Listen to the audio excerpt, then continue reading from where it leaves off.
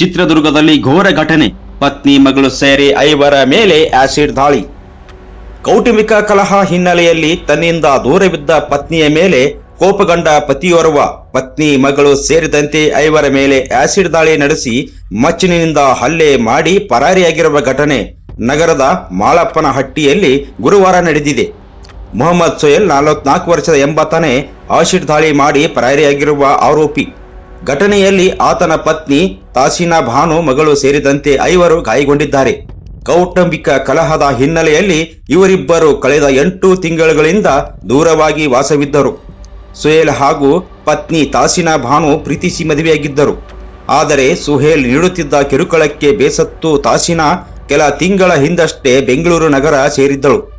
ಇದೀಗ ತಾಸೀನಾ ಹಬ್ಬಕ್ಕೆಂದು ಸಹೋದರಿ ಮನೆಗೆ ಬಂದಿದ್ದರು. ಈ ವೇಳೆ ಏಕಾಏಕಿ ಮನೆಗೆ ಬಂದು ಆಸಿಡ್ ದಾಳಿ ನಡೆಸಿದ್ದಾನೆ. ಬಳಿಕ ಪತ್ನಿಯ ಮೇಲೆ ಮಚ್ಚಿನಿಂದ ಹಲ್ಲೆ ನಡೆಸಿದ್ದಾನೆ. ಮಾಳಪ್ಪನಹಟ್ಟಿಯ ಘಟನಾ ಸ್ಥಳಕ್ಕೆ ಎಸ್ಪಿ ರಂಜಿತ್ ಭೇಟಿ ನೀಡಿ ಪರಿಶೀಲನೆ ನಡೆಸಿದ್ದಾರೆ. ಬಳಿಕ ಪ್ರತಿಕ್ರಿಯೆ ನೀಡಿದ ಅವರು, ಆಟೋ ಚಾಲಕನಾಗಿರುವ ಸುಹೇಲ್ ಭಾಷಾನಿಂದ ಆಸಿಡ್ ದಾಳಿ ನಡೆಸಿದ್ದಾನೆ. ಸದ್ಯ ಗಾಯಾಳುಗಳು ದಾವಣಗೆರೆ ಆಸ್ಪತ್ರೆಗೆ ದಾಖಲಿಸಲಾಗಿದೆ. ಗಾಯಾಳುಗಳು ಪ್ರಾಣಾಪಾಯದಿಂದ ಪಾರಾಗಿದ್ದಾರೆ. ಸದ್ಯ ಆರೋಪಿ ಬಂಧನಕ್ಕೆ ತಂಡ ರಚಿಸಿದ್ದೇವೆ. ಬಂಧನದ ಬಳಿಕ ಸೂಕ್ತ ಕ್ರಮ ತೆಗೆದುಕೊಳ್ಳುತ್ತೇವೆ ಎಂದು ತಿಳಿಸಿದ್ದಾರೆ. ಕೋಟೆ ಪೊಲೀಸ್ ಠಾಣಾ ವ್ಯಾಪ್ತಿಯಲ್ಲಿ ಪ್ರಕರಣ ದಾಖಲಾಗಿದೆ.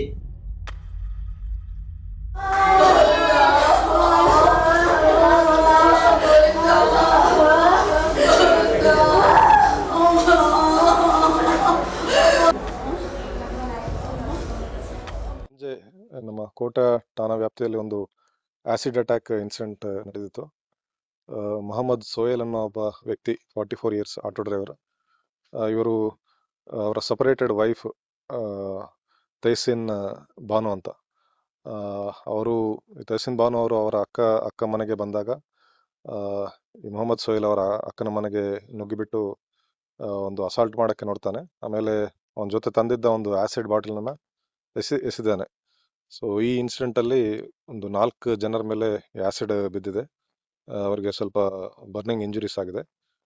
ಎಲ್ಲರೂ ಕೂಡ ಚಿಕಿತ್ಸೆ ತಗೊಳ್ತಾ ಇದ್ದಾರೆ. SS ಹಾಸ್ಪಿಟಲ್ಗೆ ಶಿಫ್ಟ್ ಆಗಿದ್ದಾರೆ. ಯಾರಿಗೂ ಏನು ಪ್ರಾಣಾಪಾಯ ಸ್ಥಿತಿ ಏನೂ ಇಲ್ಲ, ಇಂಜುರೀಸ್ ಆಗಿದೆ.